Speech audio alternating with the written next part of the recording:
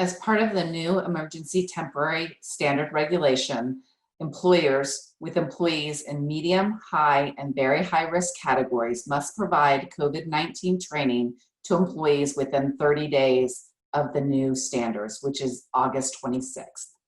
This training is designed to ensure that all employees recognize the hazards of COVID-19, as well as the procedures to minimize the hazards related to the disease and help prevent the spread of the infectious disease.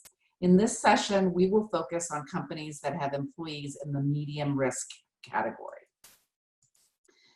The training must cover the following: requirements of the COVID-19 emergency regulation, characteristics and methods of spread of the COVID-19 virus, symptoms of COVID-19, as well as the asymptomatic reactions of some persons to the COVID-19 virus.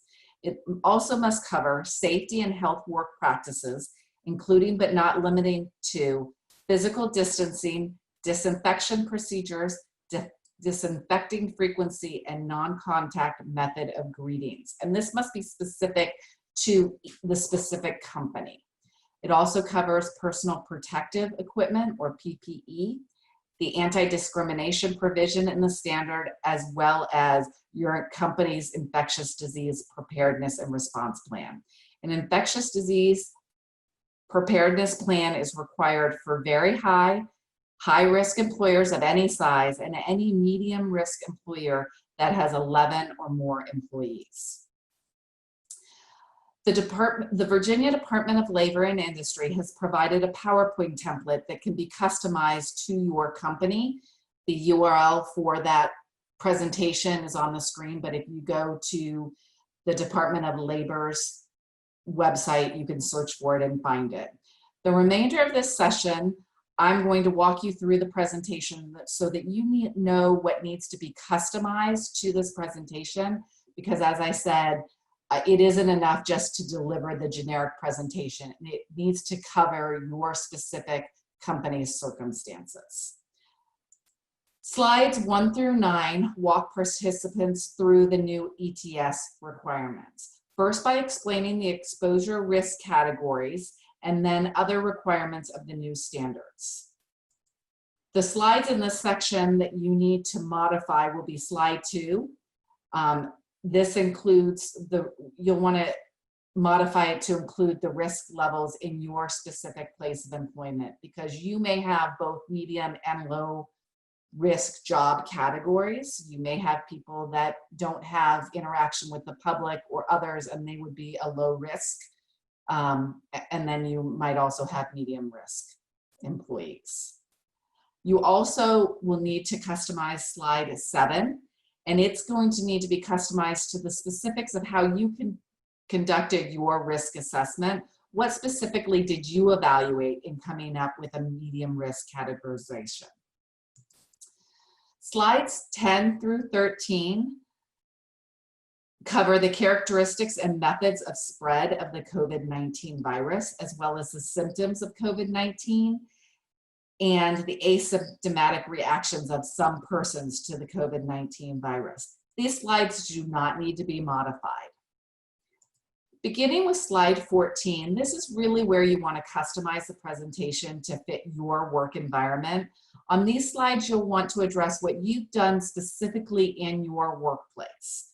For example, on slide 14, it should be modified to talk about the specific procedures you put into place in your place of employment.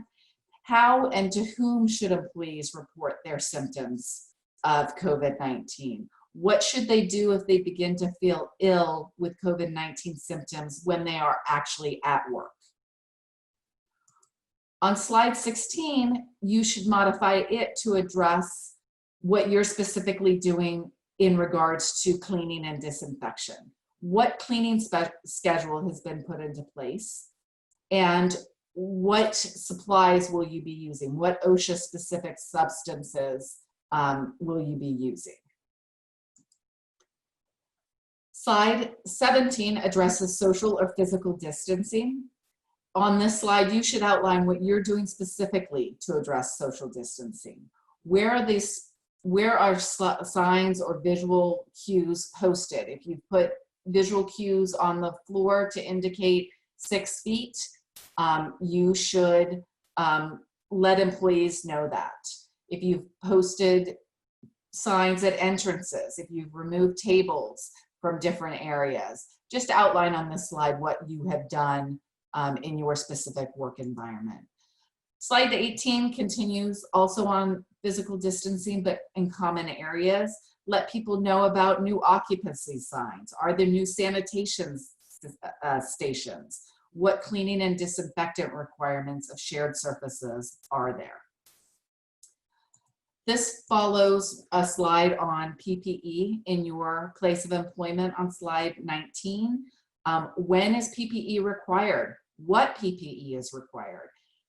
Cover how to properly don, doff, adjust, and wear PPE. What are the limitations of PPE and the proper care and maintenance and useful life? Slides 20 through 22 need to be customized to outline what is in your specific infectious disease preparedness and response plan. And again, the infectious disease preparedness plan is required for very high-risk employers of any size and any medium-risk employer that has 11 or more employees. The final 2 slides of the PowerPoint that VOSH has provided for medium-risk employers address the anti-discrimination provision and don't need to be changed. Finally, all of the training that you provide your employees needs to be certified and recorded according to the emergency regulations for COVID-19 by the Virginia Department of Labor and Industry. The training records need to be certified with the following requirements. You need to have the employee's name, their signature, the date, and the signature of the trainer. And as I mentioned at the beginning of this presentation, this is meant to outline what a medium or risk employer needs to address in training their employees. High and very high risk employers must cover additional topics, and please see the Department of Labor's website for those requirements. On your screen, you'll see more information about the Virginia SBDC. If you have additional questions about these ETS requirements, please reach out to your local SBDC. And if you don't know where that is, you can go to our website, virginiasbdc.org, and go to our locations page to find the location nearest you.